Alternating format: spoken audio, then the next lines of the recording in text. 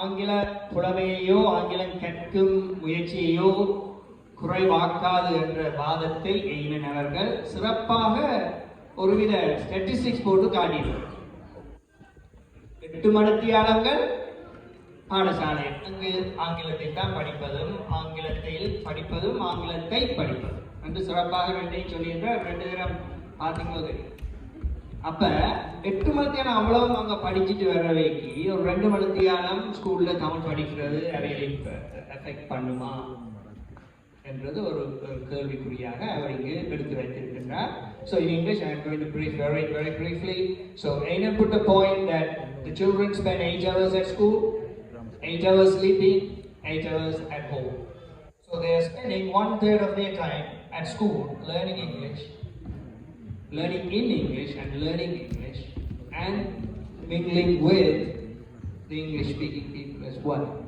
So his argument was it should not hinder learning Tamil. Great. சிறப்பான முதல் சுற்று சிறப்பாக முடிந்துள்ளது, மிகவும் ஆர்வத்துடன் முடிந்துள்ளது. அடுத்ததாக 2ஆம் சுற்றில் அவர்கள் தமது எந்த ஆயுதங்களை பயன்படுத்த போகிறார்கள் பார்ப்போம் தமது விவாதத்தில். ஸோ நாங்கள் இப்பொழுது அபிக்ஷா அவர்களை மேடைக்கு அழைக்கின்றோம். 2ஆம் சுற்றின் முதல் பேச்சு.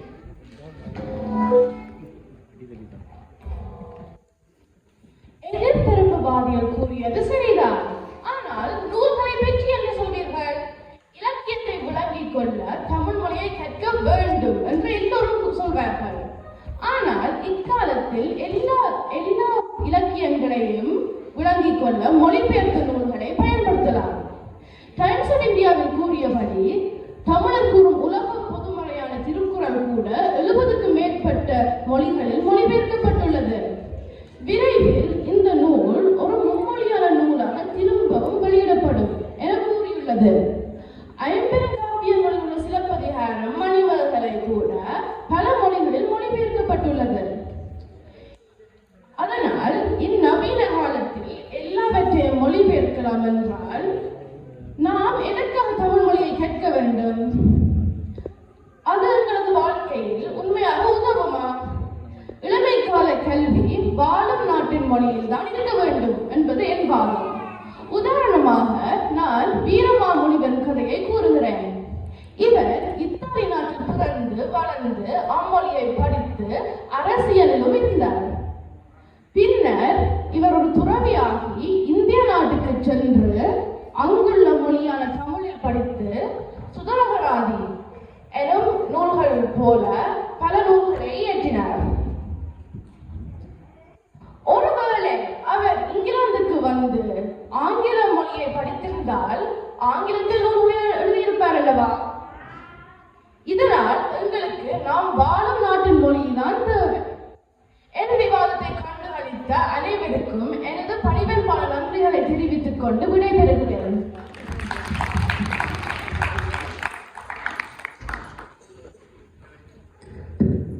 சிறப்பாக இந்த வாதம் இன்னும் முன்னேறி கொண்டிருக்கின்றது. அதாவது வீரமாமுனிவரை எடுத்து ஒரு நல்ல ஒரு அடி போட்டிருக்கின்றார் அமித்ஷா அவர்கள். அவர்கள் சொன்ன கருத்தின்படி வீரமாமுனிவர் தமிழ்நாட்டுக்கு சென்று தமிழ் கற்று தமிழில் புலமை பெற்று அங்கு ஒரு தமிழனாக வாழ்ந்து இன்று நாம் அவரை வீரமாமுனிவர் என்று கூறும் அளவிற்கு உயர்வாகியுள்ளார். ஆகவே அவரின் கருத்து நாம் ஆங்கில நாட்டில் வந்திருக்கின்றோம், ஆங்கிலத்தை கற்று ஆங்கிலத்தில் புலமை பெற்று ஏன் அப்படி இருக்கக்கூடாது என்ற ஒரு சிறந்த கருத்தை அவர் நமக்கு என்ன சொல்றது, கொள்ள கொடுத்து கொள்ளாலே அடி வாங்குற மாதிரி அடிச்சு போட பார்ப்போம். Basically, I want to bring this. Abiksha really brought in a very good story about Veeramamunivar. Veeramamunivar was a saint, Italian saint, was born in Italy, educated in Italy, went to Tamil Nadu, India, learned Tamil literature, culture, everything, almost became a Tamil man and lived like a Tamil man and contributed to Tamil language and literature. And hence, we call him Veeramamunivar, right, in Tamil language. So her argument was, if an Italian guy is doing that, why should we come to England, learn English, and become and be part of just the England English community and not learn Tamil? Very good point. Thank you. So, Genesia, நீங்கள் என்ன சொல்ல போறீங்க? Let's see. Apeksha கூறியபடி ஆங்கில மொழி பெயர்ப்பதனால் தமிழ் நூல்களை படிக்கலாம். ஆயினும் தமிழ் நூல்களை முழுமையாக புரிந்து கொள்வதற்கு தமிழ் தேவை. தமிழ் கற்றால் நமது கலாச்சாரத்தை மேலும் அறியலாம். தமிழில் நிறைய பழமை வாய்ந்த நூல்கள் எழுதப்பட்டுள்ளன. அதில் திருக்குறள் மற்றும் ஆத்திசூடி போன்ற முக்கியமான இலக்கியங்களை முழுமையாக புரிந்து கொள்வதற்கு தமிழ் உதவும். நூல்களின் மூல மொழி தெரிந்தால் அதனை முழுமையாக தெரிந்து கொள்ள முடியும். நம் புத்தகங்களை மொழிபெயர்த்தாலும் அதனை தாய்மொழியில் நாம் புரிந்து கொள்வதை போல் புரிந்து கொள்ள இயலாது. புத்தகங்களை மொழிபெயர்ப்பதில் அவற்றின் பொருளை இழப்பதற்கு வாய்ப்பு உண்டு. உதாரணமாக, ஆங்கில மொழியில் உள்ள லவ் என்ற சொல்லை தமிழில் மொழிபெயர்த்தால் அன்பு, பாசம், நேசம் போன்ற பல அர்த்தங்கள் உள்ளன. அதனால் நம் தமிழ் நூல்களை மொழிபெயர்க்காமல் தமிழ் வாசிக்க தெரிந்தால் நமக்கு தமிழ் நூல்களில் இருந்து பல நன்றாக விடயங்கள் கிடைக்கும். எனது பணிவன்பான கருத்தை ஆர்வத்தில் கேட்டதற்கு நன்றி.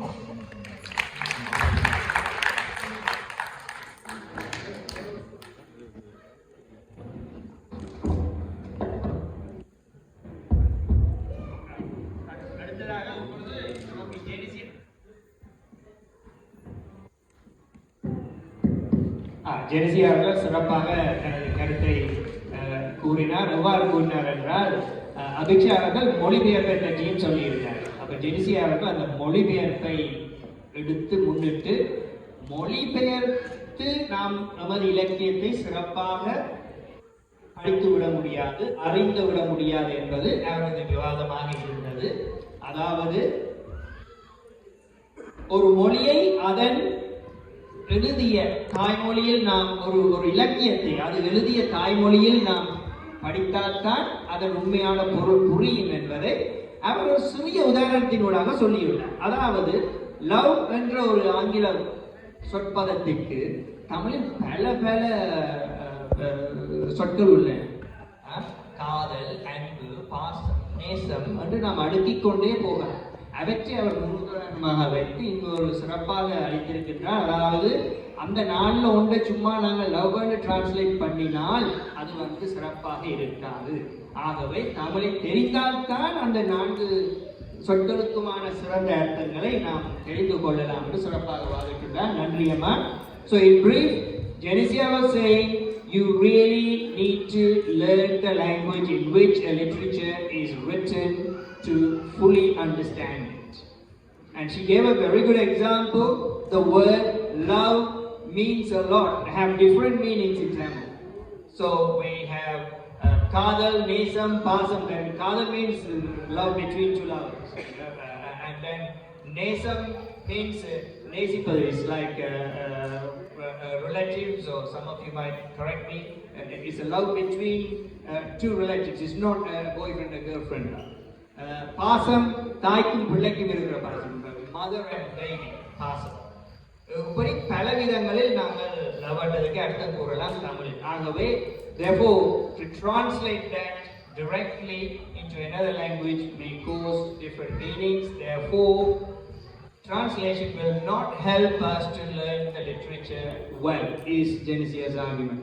Thank you, Amma. I think I have taken a little bit too much time on this to explain you this, but this is great. Who is next? Adisri.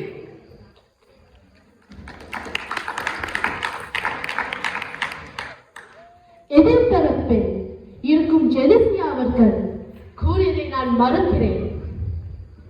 Thirukkural போன்ற அறநூல்களை ஏன் கற்கிறோம்?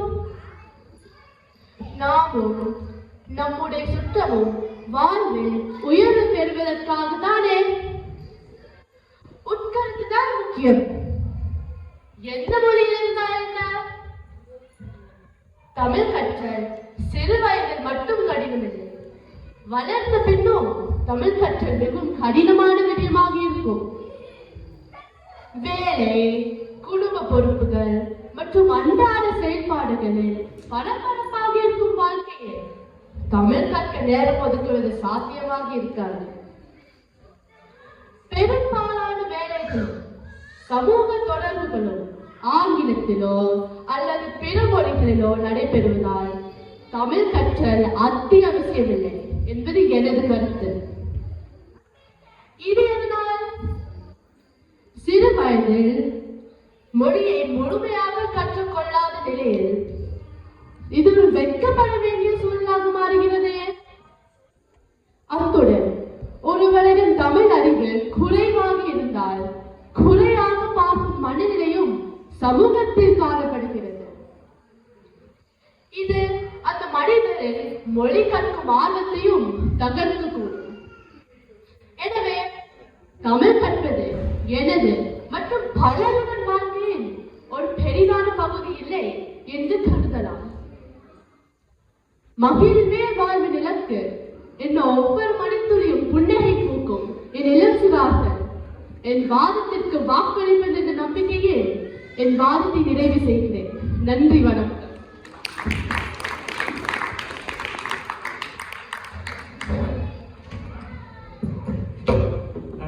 ஸ்ரீ சிறப்பாக நாங்கள் வளர்ந்த பின்னும் தமிழையே கற்க இயலாது அது மிகவும் வேகமான இந்த வாழ்க்கையில் என்ற ஒரு விவாதத்தை ஆதிஸ்ரீ அவர்கள் முன்வைத்து சொல்லியுள்ளார். So Adisri was putting forward a point why even when we are older we won't be able to, or we will not have enough time to learn Tamil, therefore we should not learn Tamil. So very good point, Amma. So excellent. So thank you for your second round and it's a good finish now. So let's see, Saktika, நீங்கள் என்ன சொல்ல போகிறீர்கள் என்று பார்ப்போம்.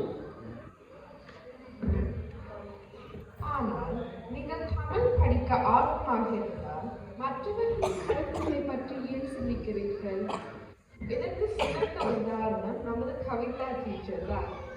இவர் 22 வயதில் தான் தமிழை கற்றுக்கொண்டார். இப்பொழுது கடந்த 15 வருடங்களாக எனது தமிழ் கற்ற பாடசாலையில் ஒரு முக்கியமான ஆசிரியராக இருக்கின்றார்.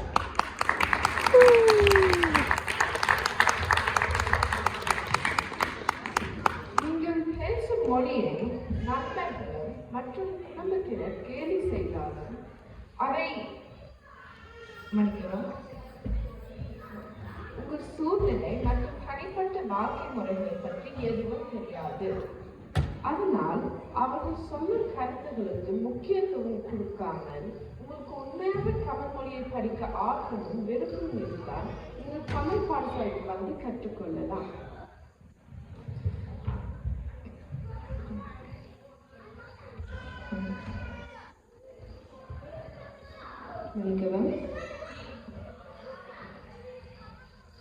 மேலும் தமிழ் பாடசாலைக்கு வருவதற்கான தைரியம் மற்றும் ஆர்வம் இருந்தால் உங்கள் உறவினர்களுடன் எதிர்காலத்தில் நன்றாக பழகும் சந்தர்ப்பத்தை வழங்கலாம்.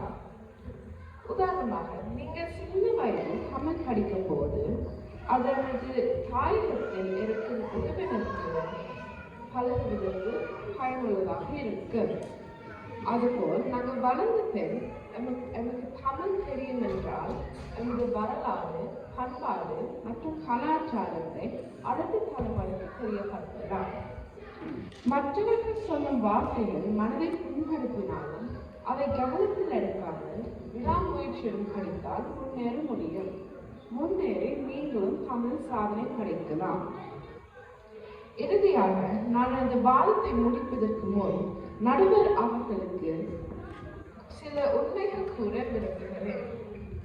முதலாவது, எனது தோழி ஜெனசியா சொன்னபடி உலகில் வாழும் பழமையான மொழிகளில் தான் முதல் மொழி தமிழ்.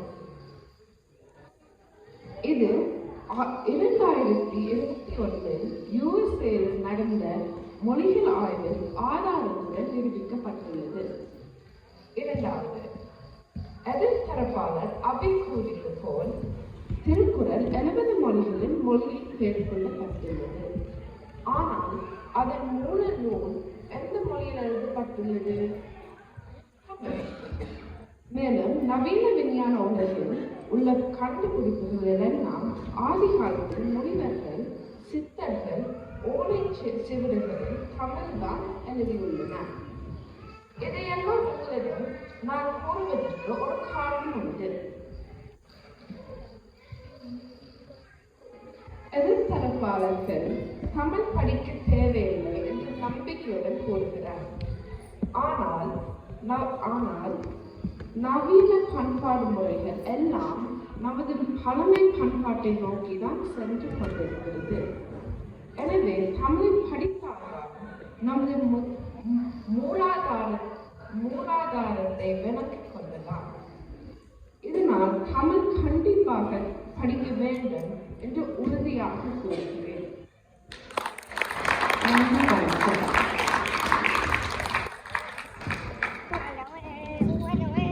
சிறப்பாக எனக்கு ஒரு பாடத்தையே எடுத்து தந்துவிட்டார் எங்களுடைய அருமையான சக்திகா அவர்கள்.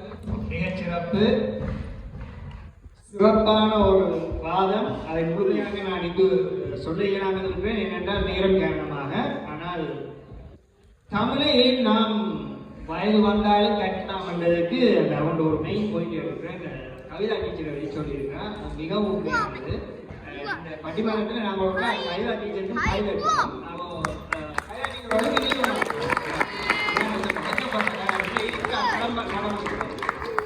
கவிதா டீச்சர் வந்து உண்மையாகவே கமல் கிட்டிக்கிறார். ஸோ கமலோட அக்ரிமெண்ட் தமிழ் படிப்பேன் படித்து எங்கள் பிள்ளைகளுக்கும் தமிழ் படிக்கிட்டு ஒரு டீச்சராக வந்திருக்கிறார்.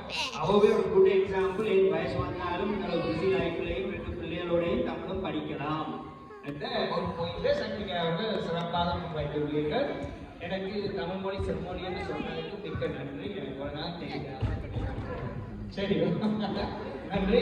அடுத்ததாக just in English. So Saktika was saying Kavita teacher was an example. She was born and bred here, and she got married, had 2 children, and then she learned Tamil language and then became a teacher at Tamil school. So there was a very good argument. பெற்றோர்கள் சின்ன குழந்தைகளை உங்களுடன் வைத்தீர்கள். இது கொஞ்சம் நேரம் எடுக்குது. But பொறுத்தளவோ பட்டிமன்றம் 20 நிமிஷத்துக்கு செய்து முடிக்கிறோம், கொஞ்சம் கஷ்டம். அதான் உதவி செய்யணும். அடுத்ததாக அனுராம் அவர்கள் நமக்கு இறுதியான சுற்றில் ஏன் நாம் பேசக்கூடாது என்பதை நமக்கு சொல்ல வேண்டும்.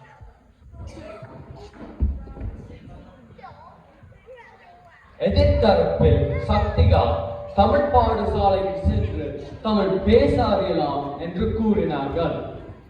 ஆனால் பலருக்கு தமிழ் நன்றாக பேச தெரியும்.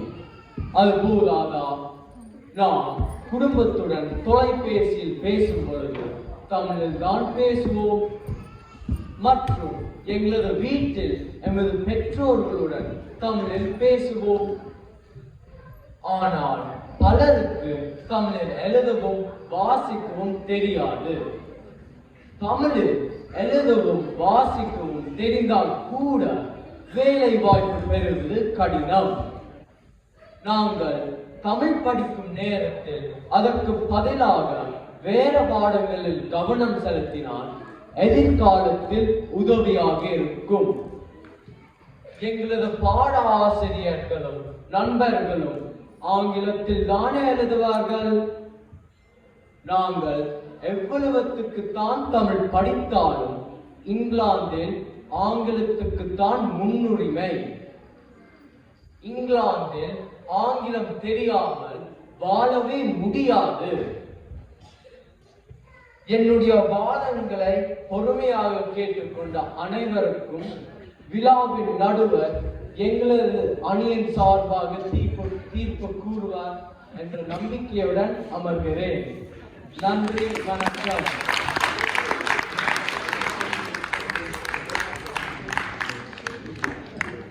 சிறப்பு சிறப்பு. மிகவும் பெருமையாக இருக்கின்றது. எங்கள் பிள்ளைகள் இப்படி நல்ல சிறப்பாக தமிழ் பேசிக் கொண்டிருக்கின்றார்கள் என்று.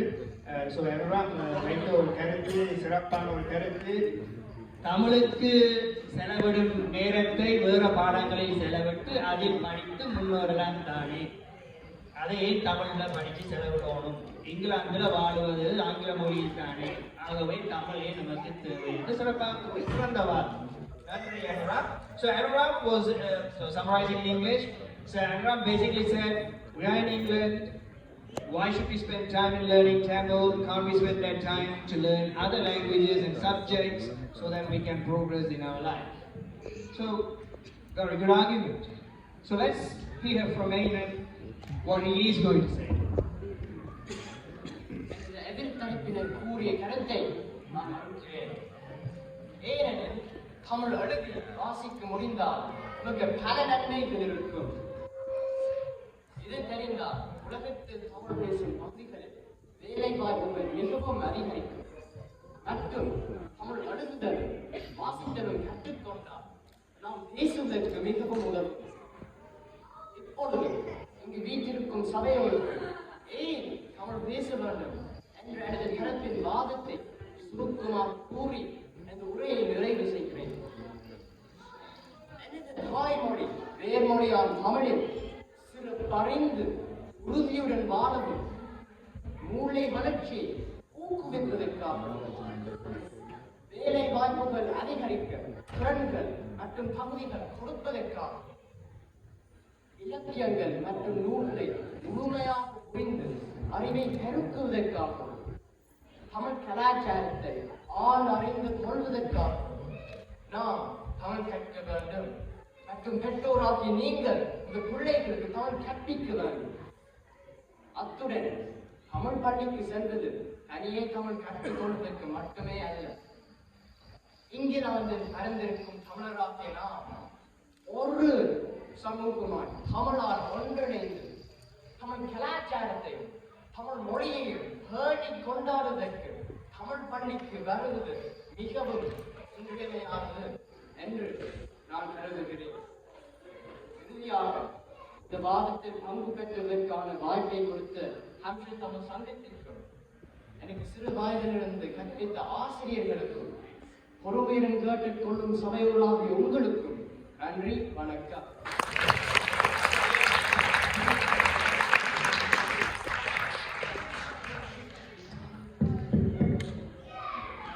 சரி, சிறப்புடன் இரண்டு தரப்பும் பேசி முடித்துள்ளார்கள். ஐநர் மிகச் சிறப்பாக ஏன் நாங்கள் தமிழ் மொழியை கற்க வேண்டும் என்பதை,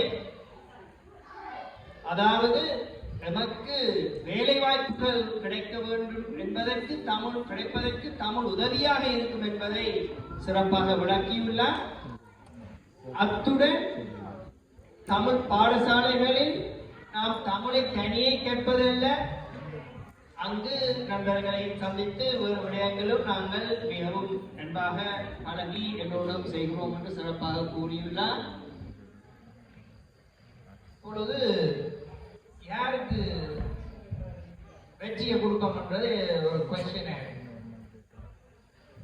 So in English, so Aidan basically said learning Tamil language would also help getting employed, because being multilingual is always helpful and employers do appreciate that. And also he put forward a point that Tamil schools don't just teach Tamil language, because like today you can have fun there too. So, a difficult question: who should win in this debate? Right? So, I'm going to ask the audience. Okay? Who is the winner? I know some parents, I know some of you haven't been listening. I'm sorry, but you haven't been listening. But I think it's very important debate. And some of the points, these are all written by these children. You know, these guys, you know when we were born? Children are by the year 2011. 2 years after our association was started. Right? 2009, the year we started. 2010, 1 year after. 3 years. First student. 2008, right? 1 year old. 2008, 1 year old when we formed the association. The reason I'm saying this to many parents here as well, I think it's important you understand these points. These comes from your children. Your children will be talking about this tomorrow. The reason we had this debate today is mainly to educate the parents and some of the children, not the babies, but I see some children here, you didn't pay attention at all. Right? You didn't pay attention at all. So it's a bit of a shame, but that's okay. Because I hope you would have learned something from this debate. It's not fun sometimes. Some of these are fun, some of these are knowledgeable, some of these things are learning things, okay? So I hope you learned something today. So I'm going to leave it to the audience to say, so please put your hands up for the right hand side, for Tamil language. Please put your hands up for why you shouldn't be learning Tamil language. Yeah. Okay. So my judgment is, I'm not going to call a win. I think number one, they all argue really, really well in Tamil language.